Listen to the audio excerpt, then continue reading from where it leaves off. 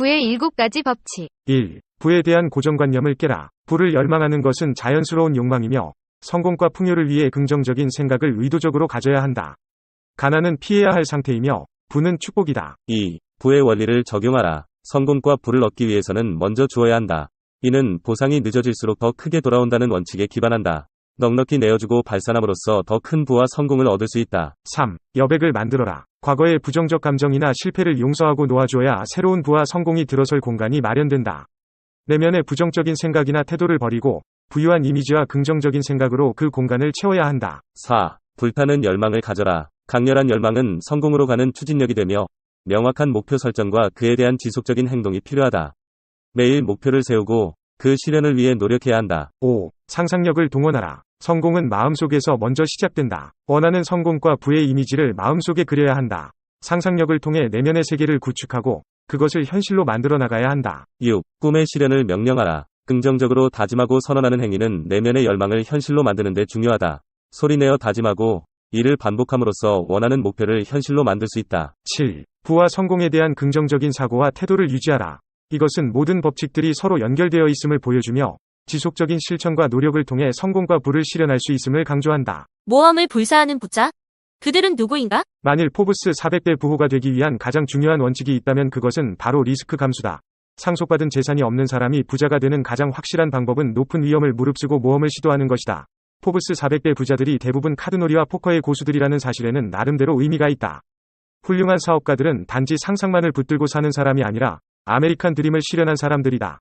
해외 이민자나 빈곤가정 출신으로 짧은 기간 내 갑부가 된 사람이 미국처럼 많은 나라가 또 어디 있겠는가?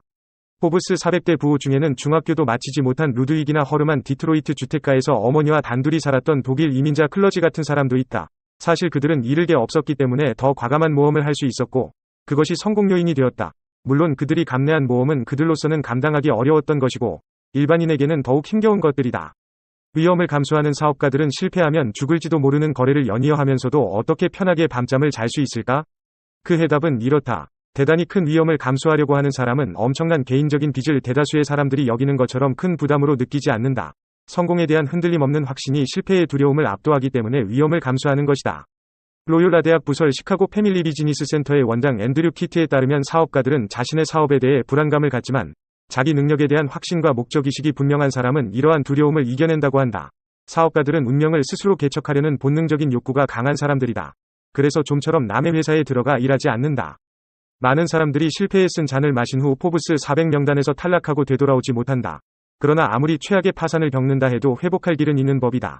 이는 한 개인을 위한 일이기도 하지만 사회 전체를 위해서도 바람직하다고 뉴욕대학 스턴 경영대학원의 조지 스미스 교수는 말한다. 사업가들이 위험 부담이 있는 사업을 추진할 경우 성공 확률이 100분의 1 정도임에도 불구하고 과감히 그 일에 착수할 수 있는 것은 믿는 구석이 있기 때문이기도 하다.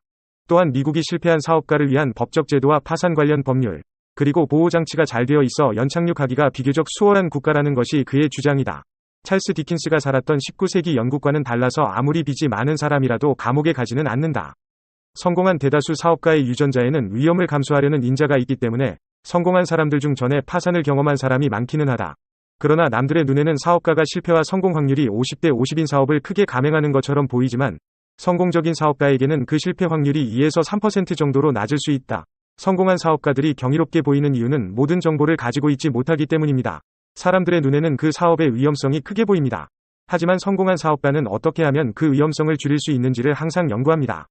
결론은 이렇다. 도박을 그저 운으로만 보면 돈을 잃게 마련이지만 미리미리 수를 읽어둔 사람은 항상 돈을 딴다. 사업에 성공한 사람들은 이런 능력이 체질화된 사람들이다. 부자가 되기 위한 성공지능, 학벌, 야망과 추진력. 인생에서 성공하려면 머리가 똑똑해서 일을 잘해내는 것은 기본이고 그보다 인간관계를 잘 맺을 수 있는 능력을 갖추는 것이 훨씬 더 중요하다. 많은 학자들은 일반적인 지능 개념은 큰 의미가 없다고 말한다. 스턴버그 교수는 지능지수가 낮다고 해서 성공하지 못하는 것은 아니다. 마찬가지로 지능지수가 높은 사람이 반드시 부자가 되는 것도 아니다라고 말했다. 또 IQ는 인생의 성공을 예측하지 못하기 때문에 IQ와 성공 사이의 상관관계는 잘못 알려져 있다고 지적한다. 실제로 연구 결과에 따르면 IQ는 인생의 성공에 단지 10에서 20% 정도만 영향을 줄 뿐이다. 스턴버그 교수는 성공하려면 지식, 사고방식, 인간성 그리고 사업 환경 같은 요소들이 잘 조화되어야 한다고 말한다. 그는 예리한 분석력, 창의력 그리고 실천력을 하나로 묶어 성공지능이라고 명명했다. 부자가 되기 위해 이 세 가지가 모두 탁월해야 할 필요는 없지만 어느 한 가지라도 자신의 능력을 10분 발휘할 수 있어야 한다. 보통 사람이 거부가 되지 못하는 것은 어느 한 가지의 소질이나 심지어 모든 소질이 떨어지기 때문이 아니라 여러 가지 능력이 녹아있는 종합적인 측면이나 능력을 발휘하는 방법에서 차이가 있기 때문이라는 것이다. 학자들은 위에 열거한 모든 지능을 갖춘 사람도 결단력과 근면성 같은 또 다른 핵심 능력이 없으면 성공할 수 없다고 말한다.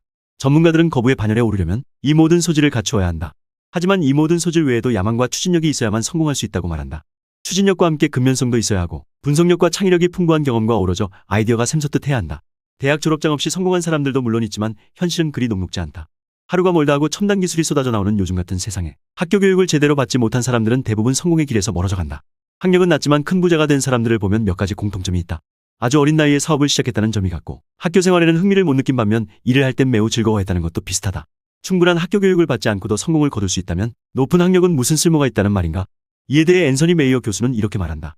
지능과 학교 성적과는 차이가 있습니다. 즉 머리는 좋지만 좋은 성적을 올린 사람에게 유리한 것은 단지 실패할 가능성이 적고 성공의 문이 열려있는 정도라고 말한다. 구글의 CEO 에릭 슈미트는 학력이 갖는 유리한 점에 대해 한 가지를 덧붙인다. 최첨단 기술이 주도하는 현재의 미국 사회에서 성공하려면 고도의 기술 지식을 가지고 있어야 하는데 이 지식은 대학 이상의 학교 교육을 통해서 습득할 수 있다는 것이다. 슈미트는 예전부터 미국에서 성공하려면 머리도 좋아야 하고 추진력도 있어야 했다. 학교에서 공부를 잘하지 못한 사람이 성공할 가능성은 점점 더 낮아지고 있다고 말했다. 구글의 CEO 에릭 슈미트는 또 이렇게 말한다. 하버드나 MIT, 스탠포드 등 명문대학 출신자들은 끼리끼리 모입니다. 특출한 사업가라고 하더라도 이름 없는 대학 출신이라면 이들 대학 출신자들의 모임에 낄 수 없어요. 더구나 제가 몸담은 이 사업 분야에서는 인맥이 더 중요하죠. 부자가 되는 방법 20가지. 운이 있는 사람과 자주 만나라. 회전문만 회전하는 것이 아니라 운도 회전한다. 운이 있는 사람과 매일 전화라도 하라. 그것만으로도 절반의 운이 나에게 들어온다. 운이 있는 사람의 글이나 그림을 소지하라. 여기서 나오는 기도 만만치 않다. 운이 있는 사람의 글을 읽어 소화하라. 그 사람의 유튜브를 차에서 들으면서 이동하라. 운이 있는 사람의 사인을 받아가지고 다녀라. 그것이 과학적인 부적이다. 최고급의 지갑을 지니고 다녀라. 지갑은 돈이 사는 아파트다. 돈을 주고받을 때는 두 손으로 하라. 돈도 대우해주는 사람의 편이 된다. 돈을 쓸 때는 딸 시집 보내는 마음으로 하라. 그래야 친정 생각을 한다. 돈을 애인처럼 사랑하라. 돈이나 사람이나 사랑을 잃으면 도망친다. 돈을 돈이라고 생각하지 말라. 신이라고 생각하며 사용하라. 수입이 적어서 못 사는 것이 아니다. 지출을 줄여서 사용하라. 원하는 액수를 벽에 붙여놓아라. 자나깨나 보는 사이에 마술 같은 일이 벌어진다. 자신이 부자라고 생각하라. 그러면 틀림없이 부자 된다. 당당하게 벌어라. 사기친 돈이나 불법으로 번 돈은 해코지를 하고 떠난다. 찢어진 돈은 떼어라. 돈도 고마움을 느끼게 된다. 돈이 생기면 일단 은행에 넣어라. 은행은 돈이 즐기는 특급 호텔이다. 돈이 생기면 반갑게 인사하라. 모든 축복의 시작은 인사에서 비롯된다. 헌돈은 새 돈으로 바꿔라. 새 돈은 새 옷처럼 소중히 간직한다. 작은 돈도 소중히 하라. 돈도 주인을 위해 새끼를 친다. 막연히 돈을 원하지 말라. 어디에 쓸 것인가를 먼저 생각하라. 부자 회장들의 돈에 관한 원칙 60가지를 소개합니다. 1. 부자 옆에 줄을 서라. 산삼밭에 가야 산삼을 캘 수 있다. 2. 부자처럼 생각하고 부자처럼 행동하라. 나도 모르는 사이에 부자가 되어있다. 3. 항상 기뻐하라. 그래야 기뻐할 일들이 줄줄이 따라온다. 4. 남의 잘됨을 축복하라. 그 축복이 메아리처럼 나를 향해 돌아온다. 5. 써야 할 곳 안 써도 좋을 곳을 분간하라. 판단이 흐리면 낭패가 따른다. 6. 자꾸 막히는 것은 우선 멈춤 신호다. 멈춘 다음 정비하고 출발하라. 7. 힘들어도 웃어라. 절대자도 웃는 사람을 좋아한다. 8. 들어온 떡만 먹으려 말라. 떡이 없으면 나가서 떡을 만들라. 9. 기도하고 행동하라. 기도와 행동은 앞바퀴와 뒷바퀴다. 10. 자신의 영혼을 위해 투자하라. 투명한 영혼은 천년 앞을 내다본다. 11. 마음의 무게를 가볍게 하라. 마음이 무거우면 세상이 무겁다. 12. 돈은 거짓말을 하지 않는다. 돈 앞에서 진실하라. 13. 시돈은 쓰지 말고 아껴둬라. 시돈은 새끼를 치는 종자 돈이다. 14. 샘물은 퍼낼수록 맑은 물이 솟아난다. 아낌없이 베풀어라. 15. 헌돈은 새 돈으로 바꿔 사용하라. 새 돈은 충성심을 보여준다. 16. 적극적인 언어를 사용하라. 부정적인 언어는 복 나가는 언어다. 17. 깨진 독에 물 붓지 말라. 새는 구멍을 막은 다음 물을 부어라. 18. 비효행의 유혹에 넘어가지 말라. 요행은 불행의 안내자다. 19. 검약에 앞장서라. 약 중에 제일 좋은 보약은 검약이다. 20. 자신감을 높여라. 기가 살아야 운이 산다. 21. 장사꾼이 되지 말라. 경영자가 되면 보이는 것이 다르다. 22. 서두르지 말라. 급히 먹은 밥에 체하게 마련이다. 23. 세상에 우연은 없다. 한 번 맺은 인연을 소중히 하라. 점이사. 돈 많은 사람을 부러워 말라. 그가 사는 법을 배우도록 하라. 25. 본전 생각을 하지 말라. 손해가 이익을 끌고 온다. 26. 돈을 내 맘대로 쓰지 말라. 돈에게 물어보고 사용하라. 27. 느낌을 소중히 하라. 느낌은 신이 목소리다. 28. 돈을 애인처럼 사랑하라. 사랑은 기적을 보여준다. 29. 기회는 눈 깜빡하는 사이에 지나간다. 순발력을 키워라. 30. 말이 씨앗이다. 좋은 종자를 골라서 심어라. 31. 작은 것 탐내다가 큰 것을 잃는다. 무엇이 큰 것인가를 판단하라. 32. 돌다리만 두드리지 말라. 그 사이에 남들은 결승점에 가 있다. 33. 돈의 노예로 살지 말라. 돈의 주인으로 기쁘게 살아가라. 34. 절망 속에서도 희망을 잃지 말라. 희망만이 희망을 싹틔운다. 35. 기쁨 넘치는 노래를 불러라. 그 소리를 듣고 사방팔방에서 몰려든다. 36. 지갑은 돈이 사는 아파트다. 나의 돈을 좋은 아파트에 입주시켜라. 37. 불경기에도 돈은 살아서 숨쉰다. 돈의 숨소리에 귀를 기울여라. 38. 값진 곳에 돈을 써라. 돈도 신이 나면 떼지어 몰려온다. 39. 돈 벌려고 애쓰지 말라. 돈을 사랑하기 위해 애를 써라. 40. 인색하지 말라. 인색한 사람에게는 돈도 야박하게 대한다. 41. 더운 밥 찬밥 가리지 말라. 뱃속에 들어가면 찬밥도 더운 밥 된다. 42. 좋은 만남이 좋은 운을 만든다. 좋은 인연을 소중히 하라. 43. 효도하고 또 효도하라. 그래야 하늘과 조상이 협조한다. 44. 돈을 편하게 하라. 아무데나 구겨 넣으면 돈도 비명을 지른다. 45. 느낌을 소중히 하라. 느낌은 하늘의 목소리다. 46. 한 발만 앞서라. 모든 승부는 한 발자국 차이다. 47. 돈은 보물이다.